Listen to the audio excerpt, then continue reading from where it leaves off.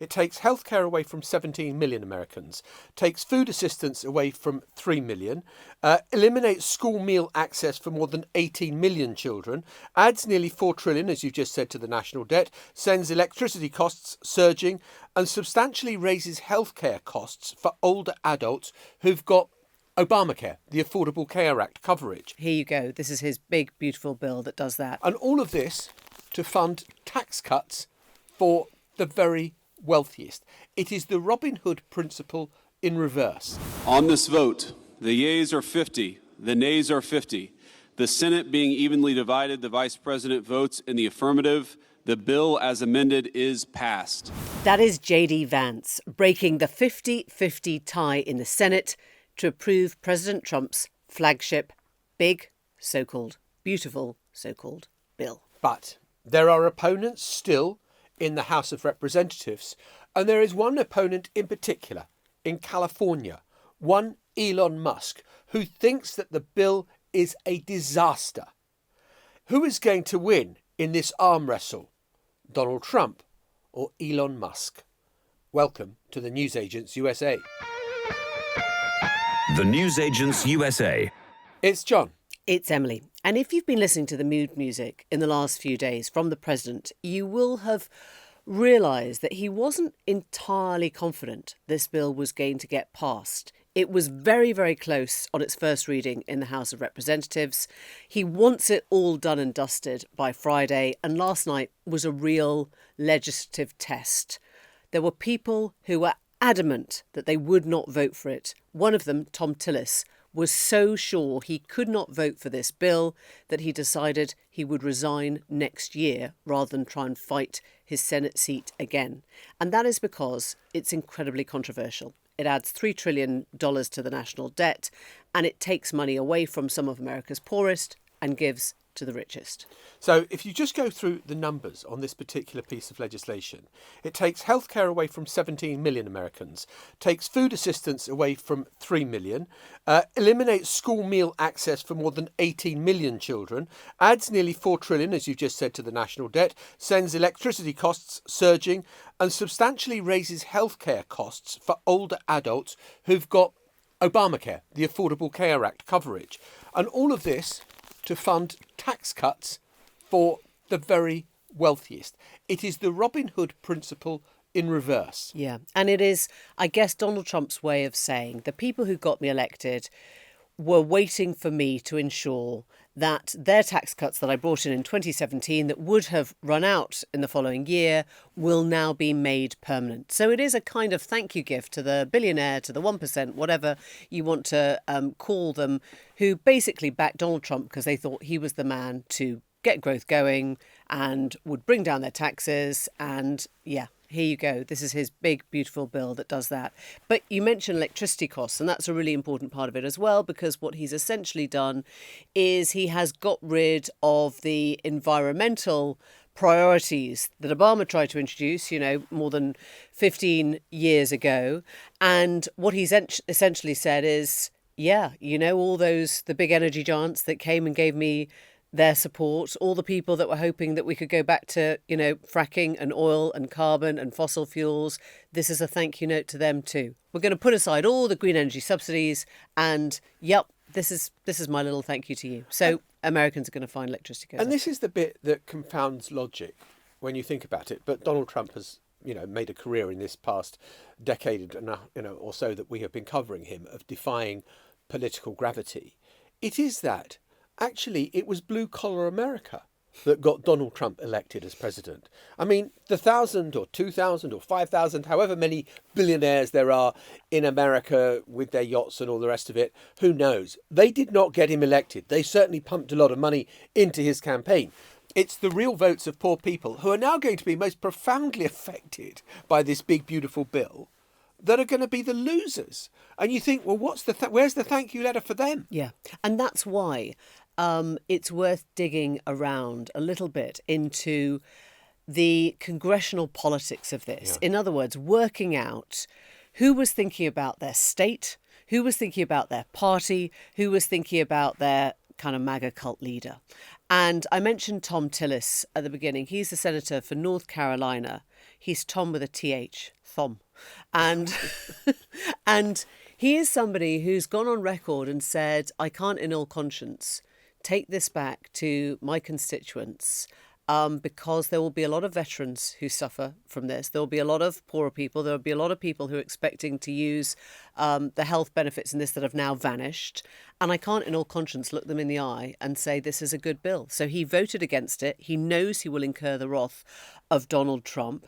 And he voted against it saying, look, I'm not going to fight another election. I'm done here. So what they told me is that, yeah, it's rough, but North Carolina's used the system. They're going to have to make it work. All right. So what do I tell 663,000 people in 2 years or 3 years when President Trump breaks his promise by pushing them off of Medicaid because the funding's not there? Now, Republicans are about to make a mistake on health care and betraying a promise.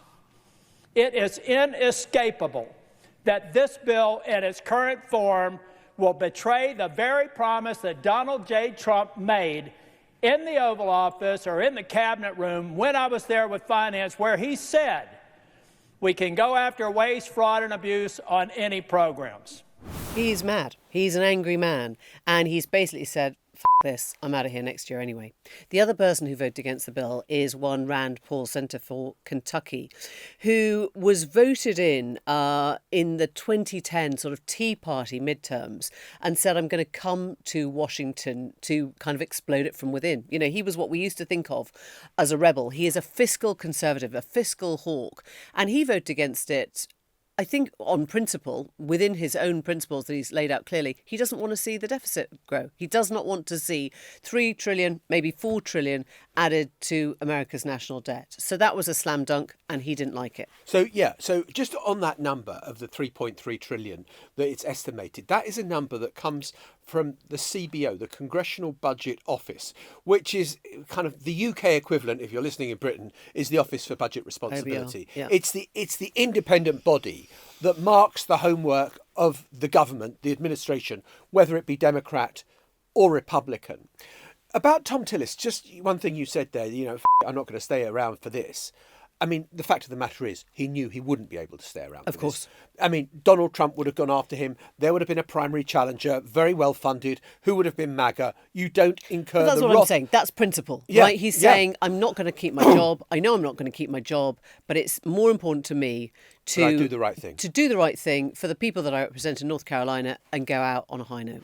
And then we come to another curious figure, Lisa Murkowski, the senator for Alaska, who originally came into the Senate on a write-in. She wasn't actually standing, but people wrote her name on the ballot paper and she won the Alaska seat. And she's always being put in this bracket, moderate Republican.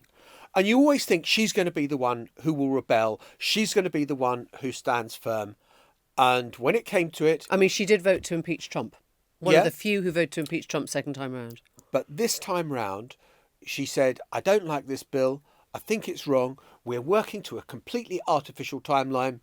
I'll vote for it. Yeah, I mean, she was clever in the sense that what she said was, I want particular opt-outs for Alaska. In the way that we used to with the EU. You know, we said, can you carve out some special treatment for the UK?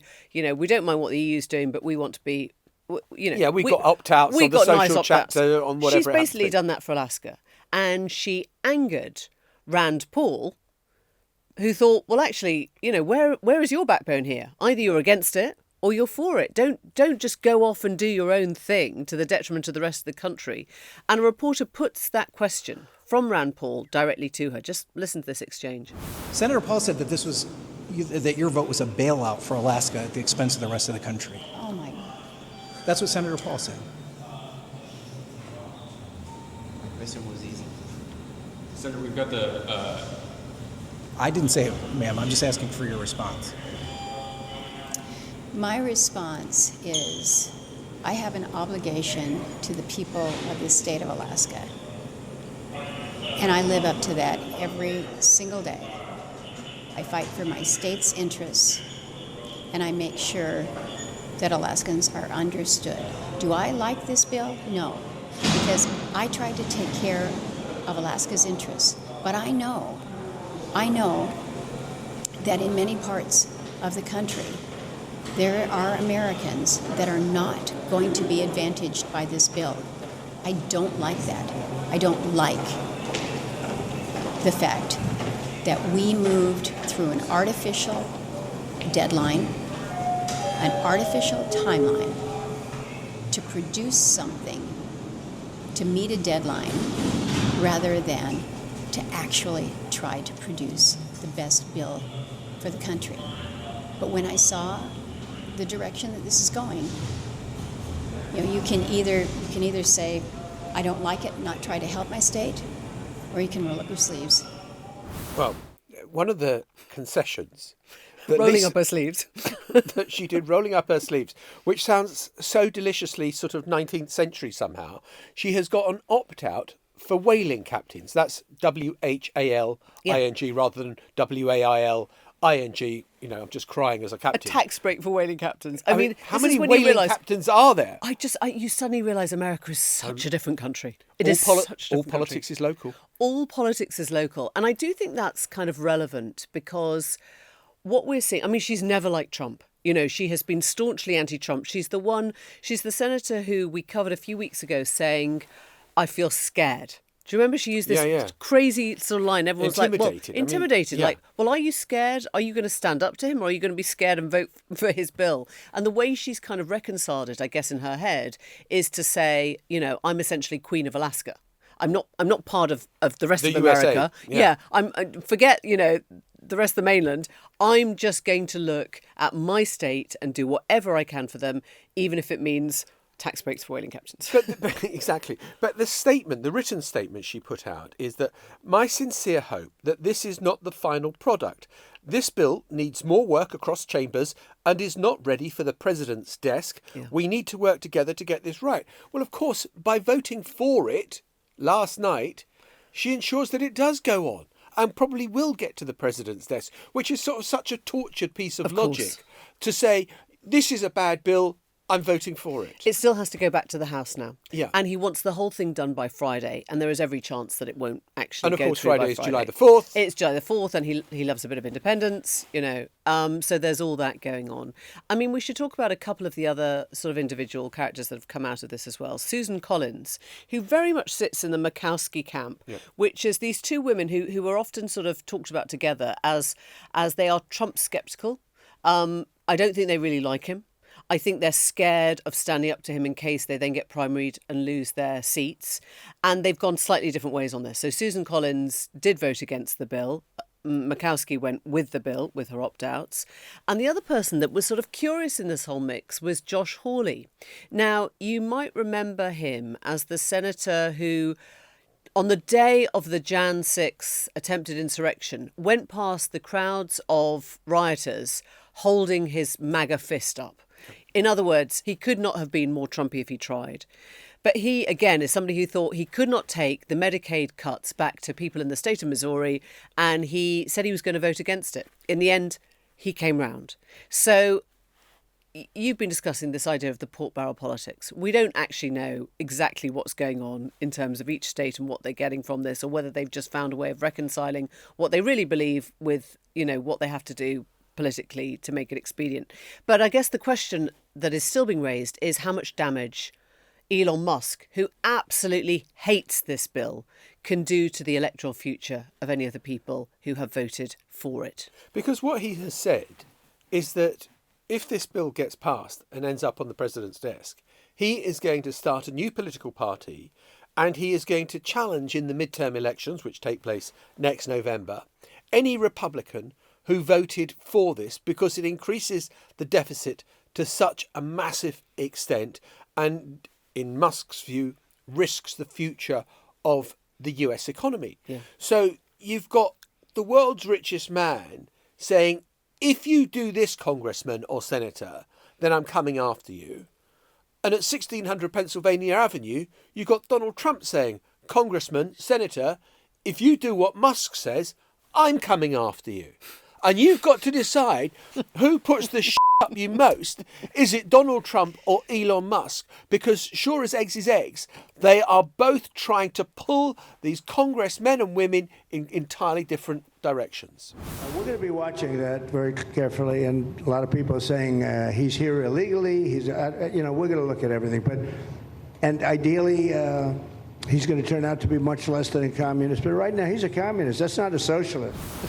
So I'd love to get into an academic discussion with Donald Trump about what he sees as the difference between socialism and communism. But that is the President of the United States threatening to deport the person that the Democratic Party has just selected to be its nominee for New York Mayor, Zohran Mamdani, just because Donald Trump doesn't much like the cut of his jib.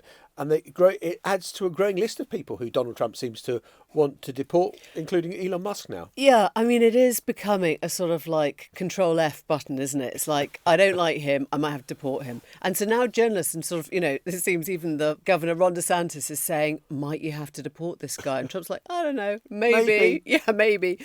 And Mamdani is kind of the new big thing in New York, because he took, if you listened to our episode last week, he basically took the first round of those mayoral elections, it was a primary, by storm, pushing out Andrew Cuomo and leaving many younger voters really excited and really energised, because he was talking about affordability, he was talking about the housing problems, he was talking about rent freezes, he was talking about just making New York more affordable, and he's terrified some of the older, richer New Yorkers who actually probably share Trump's... What do you mean I can't go to Bergdorf to do my shopping? I know. There will be, I'm sure, many Democrats who hear Trump's words and think, yeah, I don't like the guy, but he's onto something here. And the reason that Trump is talking about deporting him, I mean, put in brackets, aside from perhaps the fact that he is a Ugandan-born brown man, is that Mamdani has said he hasn't broken the law, but he's saying that he's going to refuse to let ICE, in other words, the immigration enforcement agents, terrorise the city.